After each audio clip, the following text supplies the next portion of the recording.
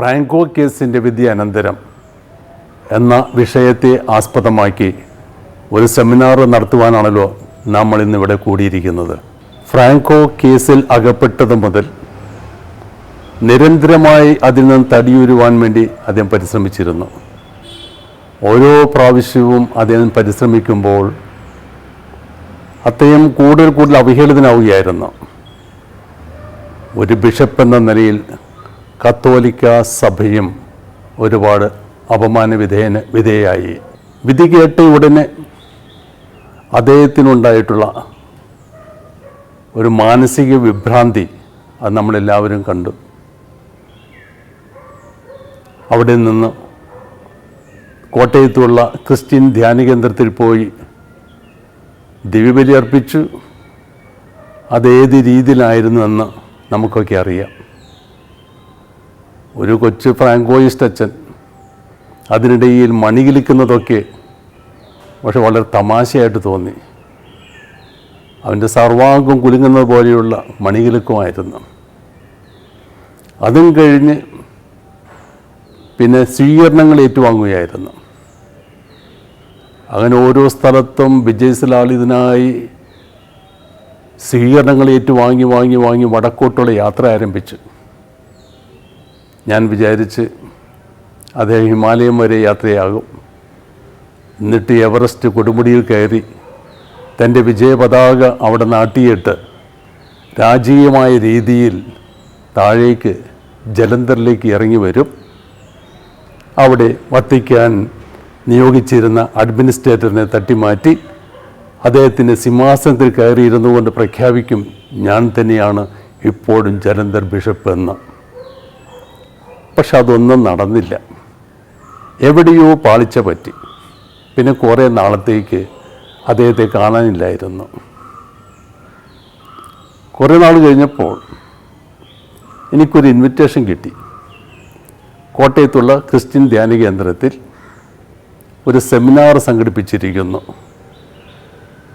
സഭ ഇന്ന് നേരിടുന്ന ഗുരുതരമായ പ്രശ്നങ്ങൾക്ക് എങ്ങനെ പരിഹാരം കാണാൻ സാധിക്കും എന്നതിനെ ചൊല്ലി കേരളത്തിലുള്ള എല്ലാ രൂപതാ വൈദികരെയും സന്യാസ വൈദികരെയും ഒക്കെ ക്ഷണിച്ചുകൊണ്ടുള്ള ഒരു സെമിനാർ. അത് നടത്തുന്ന ഫ്രാങ്കോ എന്ന സാക്ഷാൽ മഹാത്മാവ്. ഏകദേശം ഒരു 5000 പേരോളം അവർ പ്രതീക്ഷിച്ചിരുന്നു. പക്ഷെ വന്നതോ വെറും 10 പേര്. ആ പരിപാടി പാളി. പിന്നെ കുറേ നാൾ കഴിഞ്ഞപ്പോൾ മുരിങ്ങൂരുള്ള ധ്യാന ഗുരുക്കന്മാരെയൊക്കെ കൂട്ടുപിടിച്ച്, അവരൊക്കെ അദ്ദേഹത്തിൻ്റെ കൂട്ടുകാർ തന്നെയായിരുന്നു, അവരെയൊക്കെ കൂട്ടുപിടിച്ചും കൊണ്ട് മറ്റൊരു പരിപാടി അവിടെ സംഘടിപ്പിച്ചു. കേരളത്തിലുള്ള മതപഠന വിദ്യാലയങ്ങളിലുള്ള അധ്യാപകരെ ഒക്കെ സംഘടിപ്പിച്ചുകൊണ്ട് ഒരു സെമിനാർ. അതും നയിക്കുന്നത് സാക്ഷാൽ ഫ്രാങ്കോ തന്നെ. അതും പാളി. കുറേ കഴിഞ്ഞ് ഇപ്പോൾ അടുത്ത കാലത്ത് കേട്ടു, അത് ഷെക്കീന ചാനലിലൂടെയാണ് അറിഞ്ഞത്, ഫ്രാങ്കോ റോമിൽ പോയി പോപ്പിനെ കണ്ടതും പോപ്പ് അദ്ദേഹത്തെ ആശ്വസിപ്പിച്ചെന്ന് പറയുന്നു. നീ ഒന്നുകൊണ്ടും വിഷമിക്കേണ്ട മോനെ, നീ ഒരു സഹനദാസനാണ്, രക്തസാക്ഷിയാണ് എന്നൊക്കെ പറഞ്ഞതായിട്ടൊക്കെ കേൾക്കുന്നു. പറഞ്ഞോ ഇല്ലെന്ന് നമുക്കൊന്ന് അറിഞ്ഞുകൂടാ. ഏതായാലും അത് ഷെക്കീന ചാനലാണ് അത് സംപ്രേഷണം ചെയ്തത്. ഷെക്കീന ചാനലിനോട് എനിക്ക് പറയാനുള്ളത്, നിങ്ങൾ ഈ ചാനൽ ആരംഭിച്ചപ്പോൾ അതിൻ്റെ പിന്നിൽ നിങ്ങൾ നല്ല ഉദ്ദേശങ്ങളുണ്ടായിരുന്നു. ദൈവരാജ്യത്തിന് വേണ്ടിയുള്ള ഒരു ചാനലായിരുന്നു. ഒരുപാട് നല്ല നല്ല പരിപാടികൾ തുടക്കത്തിൽ സംപ്രേഷണം ചെയ്യുകയും ചെയ്തു.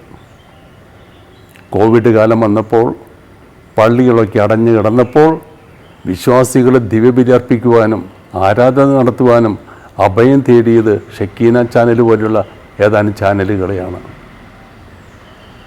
അപ്പോൾ വിശ്വാസികൾ ആരാധന അർപ്പിക്കുവാനും ബലിയർപ്പിക്കുവാനും ഈ ചാനൽ ഉപയോഗിച്ചപ്പോൾ ഞങ്ങൾ മനസ്സിലാക്കണം, ഞങ്ങളുടെ ഈ ചാനൽ ദിവ്യമായി, അത് പരിശുദ്ധമായി, അതൊരു ദേവാലയമായി എന്ന്. എങ്കിൽ അതിൻ്റെ ആ പരിശുദ്ധി, ദേവാലയത്തിന് അനുയോജ്യമായ പരിശുദ്ധി കാത്തു സൂക്ഷിക്കാൻ നിങ്ങൾ ബാധ്യസ്ഥരാണ്. ഇടയ്ക്കൊക്കെ ഓരോരുത്തരെ അവഹേളിക്കുവാനും പരദൂഷണം പറയുവാനും കള്ളപ്രചരണങ്ങൾ നടത്തുവാനുമൊക്കെ നിങ്ങൾ തുനിയുന്നത് വളരെ മോശമായ ഒരവസ്ഥയാണ്. ഷെക്കീന TV-യുടെ നടത്തിപ്പുകാർ ഈ ഒരു യാഥാർത്ഥ്യം മനസ്സിൽ വെച്ചാൽ നല്ലത്. ഇതൊക്കെ വളർന്നു വരണം, ദൈവരാജ്യത്തിന് വേണ്ടി നിലനിൽക്കണം. മറ്റാരുടെയും സ്ഥാപിത താല്പര്യത്തിന് വേണ്ടി നമ്മൾ നിന്നു കൊടുക്കരുത്. ആത്മീയതയുടെ പുറംകുപ്പായം അണിഞ്ഞിട്ടുള്ള ഭൗതിക രാജാക്കന്മാർക്ക് വേണ്ടി ഷെക്കീന TV അതപ്പതിക്കരുത്.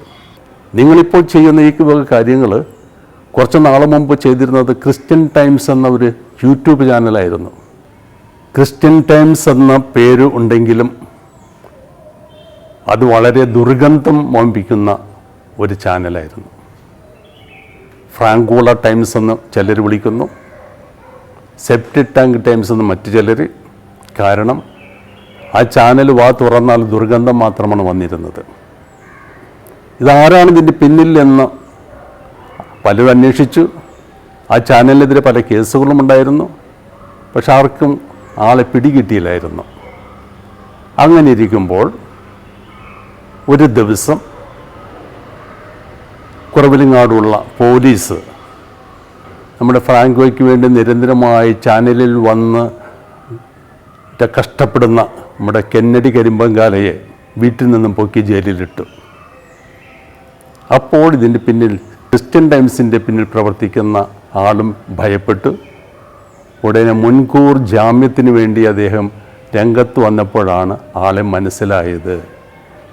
അത് ഒരു പഴയ സന്യാസ വൈദികനായിരുന്നു.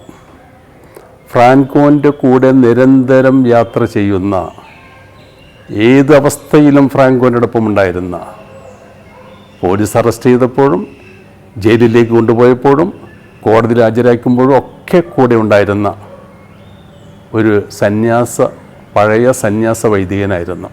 ആ മനുഷ്യൻ്റെ അവസ്ഥ എന്തായിരുന്നു? വളരെ ദാരുണമായ രീതിയിൽ ആ മനുഷ്യൻ മരിച്ചു. ആർക്കും അറിഞ്ഞുകൂടാ എന്താ സംഭവിച്ചതെന്ന്. ഫ്രാങ്കോൻ്റെ ഹൃദയ സൂക്ഷിപ്പുകാരനായിരുന്നു ആ മനുഷ്യൻ. ആ മനുഷ്യനോടും നമുക്ക് സഹതാപമുണ്ട്. കാരണം നല്ല ഒരു കാര്യത്തിന് വേണ്ടിയാണ് ജീവൻ ബലിയർപ്പിച്ചിരുന്നെങ്കിൽ എത്രയോ മഹത്തരമായിരുന്നു. 2022 ജനുവരി 14 ഫ്രാങ്കോ കേസിൻ്റെ വിധി വന്നു. ചിലർക്കത് ഭയങ്കര ആർത്താഹ്ലാദിക്കാനുള്ള ഒരവസരമായെങ്കിലും വളരെയധികം പേർക്ക് നിരാശജനകമായിരുന്നു. വ്യക്തിപരമായി എന്നോട് ചോദിക്കുകയാണെങ്കിൽ എനിക്കും ഒരു നിരാശാജനകമായിട്ടുള്ള ഒരു വിധിയായിരുന്നു അത്. ജഡ്ജിയെക്കുറിച്ചോ കോടതി വിധിയെക്കുറിച്ചോ ഒന്നും എനിക്ക് പറയാനില്ല. ഞാൻ ഒരുപാട് അന്വേഷിച്ചിരുന്ന ഈ കേസിൻ്റെ ആരംഭം മുതൽ ചില മെത്രാന്മാരോടും ചില വൈദികരോടും സന്യസ്തരോടും സിസ്റ്റേഴ്സിനോടും സെമിനാരി വിദ്യാർത്ഥികളോടും ഫ്രാങ്കോയെക്കുറിച്ച് അന്വേഷിച്ചപ്പോൾ എനിക്ക് കിട്ടിയിട്ടുള്ള വിവരങ്ങൾ വളരെ ദയനീയമായിട്ടുള്ള വിവരങ്ങളാണ്, വളരെ മോശമായ വിവരങ്ങൾ. മാത്രമല്ല, അദ്ദേഹത്തിൻ്റെ കീഴിൽ പ്രവർത്തിച്ചിരുന്ന MJ കോൺഗ്രിഗേഷൻ എന്ന സഭയിലെ 23 സിസ്റ്റേഴ്സ് 2-3 ദിവസങ്ങളുടെ ഗ്യാപ്പിൽ സഭ വിട്ടുപോയി. ഒരു ദിവസം തന്നെ 18 പേരും 2-3 ദിവസങ്ങൾക്കുള്ളിൽ ബാക്കി 5 പേരും പോയി. എന്തുകൊണ്ട്? അത് അന്വേഷിക്കേണ്ട ഉത്തരവാദിത്വം ചുമതലയും അവിടുത്തെ ബിഷപ്പിനുണ്ടായിരുന്നു, ഫ്രാങ്കോയ്ക്കുണ്ടായിരുന്നു. അദ്ദേഹം അത് ചെയ്തില്ല. എന്തുകൊണ്ട് ചെയ്തില്ല എന്ന് ചോദിച്ചാൽ അതിൻ്റെ ഉത്തരം അദ്ദേഹത്തിന് നന്നായിട്ട് അറിയാം. മറ്റൊന്ന്, 5 സിസ്റ്റേഴ്സ് അവരുടെ ജീവിതത്തിൻ്റെ എല്ലാ സുരക്ഷിതത്വങ്ങളും ഉപേക്ഷിച്ച് ഇരയാക്കപ്പെട്ട സഹോദരിയോടൊപ്പം നിൽക്കുന്നുവെങ്കിൽ അത് വലിയൊരു സാക്ഷ്യമാണ്. മറ്റൊരാക്ഷേപമുണ്ട്, സിസ്റ്റേഴ്സ് പണത്തിനു വേണ്ടിയാണ് ഈ കേസ് ഉണ്ടാക്കിയതെന്ന്. ഫ്രാങ്കോ ജയിലിൽ അടക്കപ്പെട്ട സമയത്ത് കേസ് എങ്ങനെയെങ്കിലും തീർക്കണം എന്നുള്ള ഉദ്ദേശത്തിൽ ഒരു വൈദികനെ ഈ സിസ്റ്റേഴ്സിൻ്റെ അടുത്തേക്ക് വിട്ടായിരുന്നു പ്രലോഭനങ്ങളുമായിട്ട്. കാഞ്ഞിരപ്പള്ളി രൂപതയിൽ 10 ഏക്കർ സ്ഥലവും ഒരു കോൺവെൻറ്റും കൊടുക്കാം എന്നുള്ള വാഗ്ദാനങ്ങളായിട്ട് ആ സിസ്റ്റേഴ്സ് കൈകൂപ്പി പറഞ്ഞ് ഞങ്ങൾക്കൊന്നും വേണ്ട, മറ്റൊരു ബിഷപ്പിൻ്റെ കീഴിൽ മറ്റൊരു രൂപതയിൽ പ്രവർത്തിക്കാനുള്ള അനുവാദത്തിൻ്റെ ഒരു കത്ത് മാത്രം തന്നാൽ മതി, ഞങ്ങൾ പോയിക്കൊള്ളാം, കേസും പിൻവലിക്കാമെന്ന്. ഈ വൈദികൻ ജലന്ധറുമായിട്ട് ബന്ധപ്പെട്ടപ്പോൾ അവിടുന്ന് ഉത്തരവാദിത്തപ്പെട്ട വ്യക്തി വിളിച്ചു പറഞ്ഞത് ബിഷപ്പിൻ്റെ തൊപ്പി തെറിച്ചാലും വേണ്ടില്ല, ലെറ്റർ കൊടുക്കുന്ന പ്രശ്നമില്ല എന്ന്. ഇത് മാത്രമല്ല വേറെയും ഒരുപാട് കാര്യങ്ങളുണ്ട്. ആയതിനാൽ തന്നെ എനിക്ക് 100% ഉറപ്പുണ്ട് ഫ്രാൻകോ കുറ്റക്കാരനാണെന്ന്. ഈ സെമിനാറിൽ പങ്കെടുക്കാൻ വന്നിട്ടുള്ള നിങ്ങളോട് എനിക്ക് പറയാനുള്ളത്, ഞാനൊരു കത്തോലിക്ക വൈദികനാണ്. അതിൽ ഞാൻ അഭിമാനം കൊള്ളുന്നതാണ്. കത്തോലിക്ക സഭ എൻ്റെ അമ്മയാണ്. എൻ്റെ അമ്മയ്ക്ക് ഒരുപാട് മക്കളുണ്ട്, ലക്ഷക്കണക്കിന് മക്കളുണ്ട്.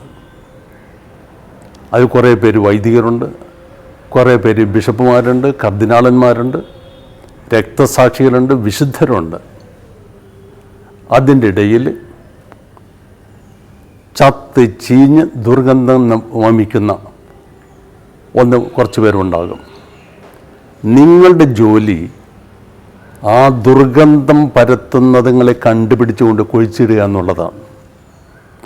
അതിന് പകരമായിട്ട് തെരുവിതുകളിലേക്ക് വന്നിട്ട് കത്തോലിക്ക സഭയാവുന്ന എൻ്റെ അമ്മയെ ചീത്ത പറയാൻ നിങ്ങൾ നിൽക്കരുത്. അതെല്ലാവർക്കും വേദന ഉളവാക്കുന്നതാണ്. ഒരു സ്ഥലത്ത് ഒരാൾ പ്രസംഗിക്കുന്നത് ഞാൻ കേട്ടു. വൈദ്യരെക്കുറിച്ച് ചീത്ത പറയുകയാണ്. അയാളുടെ കൈവശം ഒരു ഫയലും ഉണ്ടായിരുന്നു. എന്നിട്ട് ആ ഫയൽ ഉയർത്തിപ്പിടിച്ചുകൊണ്ട് പറഞ്ഞു, ഇതൊക്കെ ഓരോ വൈദികൻ്റെയും തെറ്റുകുറ്റങ്ങളുടെ തെളിവുകളാണെന്ന്. അത്രയ്ക്കും തെളിവുകൾ നിങ്ങളുടെ കൈവശമുണ്ടെങ്കിൽ നിങ്ങൾ ചീത്ത പറയല്ല വേണ്ടത്, ആ തെളിവുകൾ വെച്ച് നടപടികളെടുക്കുക. ഇതൊരു സെമിനാറാണ്. ഈ സെമിനാർ ആരോഗ്യപരമായ രീതിയിൽ നടത്തണം എന്ന് ആഗ്രഹിക്കുന്നു. ഇത് കഴിഞ്ഞ് എല്ലാവരും വീട്ടിലേക്ക് പോകുമ്പോൾ കുറേ വിവരം ലഭിക്കണം, മനസ്സിന് സമാധാനമുണ്ടാകണം. അപ്പോൾ അതിനുള്ള ഒരു സെമിനാർ ആകട്ടെ ഫ്രാൻകോ കേസിൻ്റെ വിധിയനന്തരം എന്ന് ആശംസിക്കുകയും പ്രാർത്ഥിക്കുകയും ചെയ്തുകൊണ്ട് ഈ സെമിനാർ ഞാൻ ഉദ്ഘാടനം ചെയ്യുന്നു.